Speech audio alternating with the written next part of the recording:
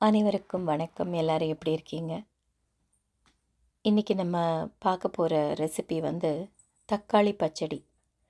திருநெல்வேலி சைடில் கல்யாண வீடுகளில் இந்த தக்காளி பச்சடி எல்லாம் வந்து முக்கிய விருந்துகள்லாம் வைப்பாங்க.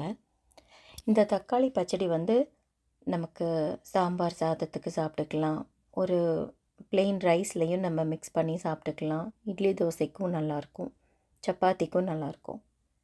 ரொம்ப எளிமையாக செய்யக்கூடியது தான். ஒரு பழுத்த தக்காளியாக ஒரு 4 தக்காளி அப்படி எடுத்துக்கோங்க. எவ்வளவு தக்காளி எடுக்கிறீங்களோ அதுக்கு சரி பாதி வெங்காயம். அப்போது ஒரு 2 வெங்காயம். அது நம்ம பல்லாரி வெங்காயம் ஓகே தான். ஏன்னா சின்ன வெங்காயம்லாம் அவ்வளோ கனம் நம்ம உட்காந்து உரிச்சிட்ருக்கிறது சிரமமாக இருக்கும்.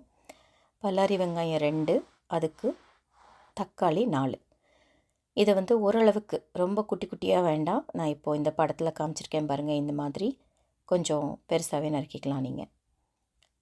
பச்சை மிளகா உங்கள் காரத்துக்கு தகுந்த மாதிரி ஒரு 3லேருந்து 4 பச்சை மிளகா போட்டுக்கலாம். எனக்கு கொஞ்சம் தூக்கலாக காரம் இருந்தால் நல்லாயிருக்கும். அடுத்து கருவேப்பிலை, எப்பவும் போல் தாளிக்கிற பொருட்கள், அவ்வளோதான். அடுப்பில் எண்ணெய் வச்சுக்கோங்க.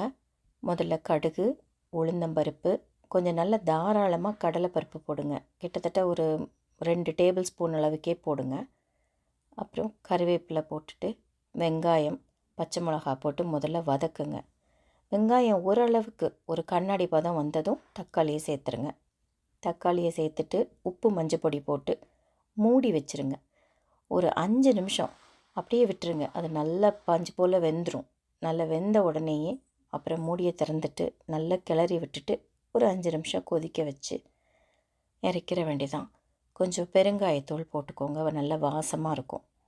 இந்த பச்சடி வந்து உண்மையிலே ரொம்ப நல்லாயிருக்கும். பிளெயின் ரைஸில் ஊற்றி சாப்பிட்டு பாருங்களேன், எப்படி இருக்குன்னு சொல்லுங்கள்.